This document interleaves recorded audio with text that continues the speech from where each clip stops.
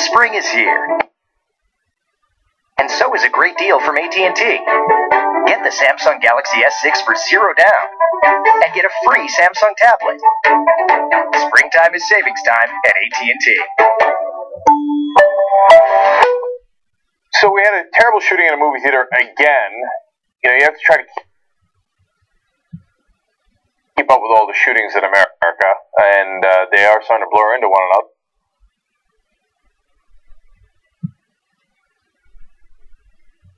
Because they happen almost every week. We had one last week in Lafayette, Louisiana. A crazy guy goes in. He's, a Nazi, I guess, in his own lunatic mind. He's against liberals. He's going to shoot people, so he shoots a couple of people in the back in a movie theater. Now, most rational people look at this and go, okay, well, you know, he's so crazy. Is it really relevant that he's connected to some sort of political ideology? That's an open question. But the one thing that ties all these shootings together, whether it's a political ideology, a religious ideology, or no ideology, is the method of the shooting. Guns. Now, people say, oh, yeah. No. We need guns to protect ourselves. If we just have more guns, we'd be safer. Well, facts show that that's just not the case. Countries that have much stricter gun control don't have mass shootings every week. They don't have them. It doesn't happen in the UK. It doesn't happen in Australia. It doesn't happen in Japan. So much so that every once in a while when I make this point, somebody will say, oh, there was once a stabbing in Japan. There was once a stabbing in Japan. That's correct. That's right. And once in China as well. We have mass shootings every week. Can you even remember all the mass shootings from just this month? I bet you'd have trouble recollecting all of them. Okay, so now, of course, what are conservatives going to do? They're going to jump in and say the answer is more guns. But more specifically, in movie theaters. Brilliant idea. All right, Rick Perry, go ahead, educate us. I will suggest to you that these concepts of gun-free zones are a bad idea. I think that you allow the citizens of this country who have been appropriately trained, appropriately backgrounded, know how to handle and use firearms to carry them. You seem to be suggesting that a solution to the problem would be to allow patrons in the movie theater to bring guns with them into the movie theater. I think that it makes a lot of sense to send the message across this country.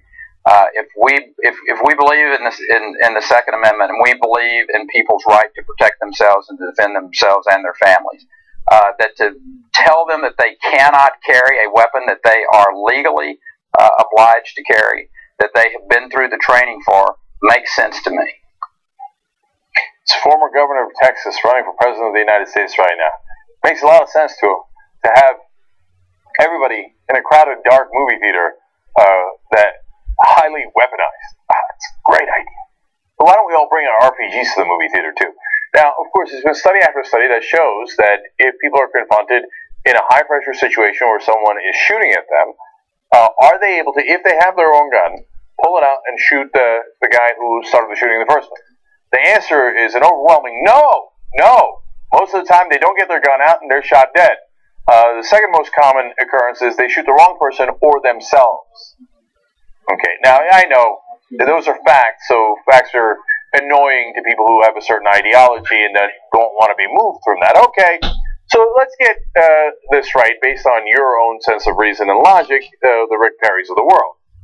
So you think that it's a great idea to have as many people as possible in that theater packing weapons and guns so that when one guy pulls out a gun, everybody else pulls out their gun, and do they remember who the first shooter was?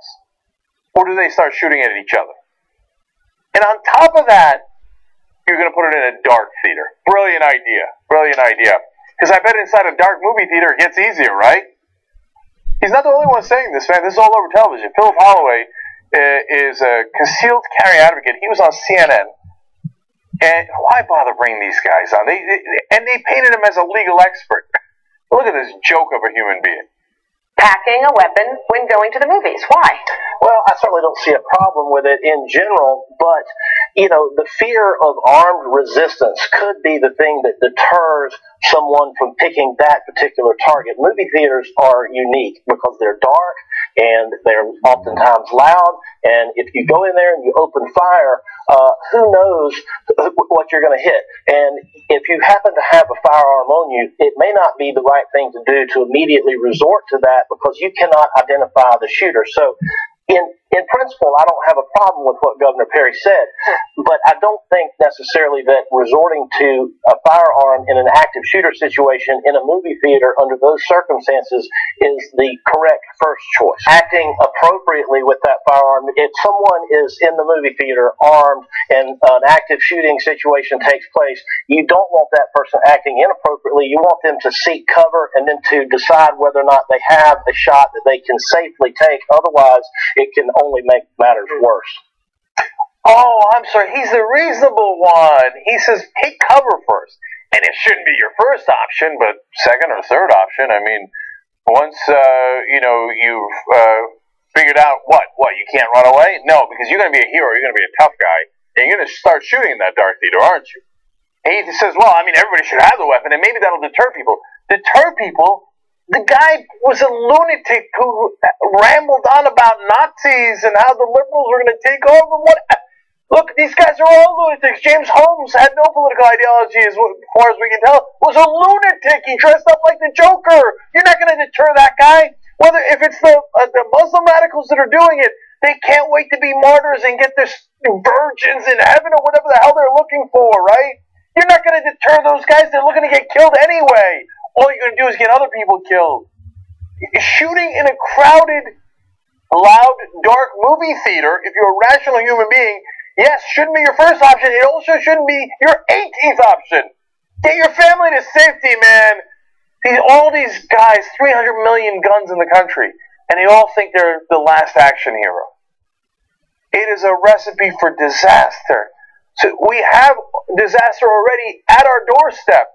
With mass shootings every week, it's only going to get worse when knuckleheads like this, encouraged by greasy politicians like Rick Perry, going to start shooting back, except they don't know who they're shooting at. It's going to get worse, not better. And the NRA is going to celebrate it and say with the Republican politicians who get rich and fat off the NRA, and they're going to say, yes, the answer is always more guns, so we can make more money. That's their agenda. Wake up to it. Oh, you take our weapons away, because we're going to fight back against the government. What are you going to do? You going to shoot cops? Well, I thought you were pro-cops. What happened? Oh, no, you're in the military. Oh, you're going to shoot at the military?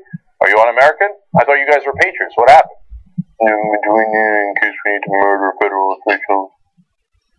Oh, I see. Oh, that's such a compelling case. I didn't know you were making such a great case about murdering government officials. Oh, my bad.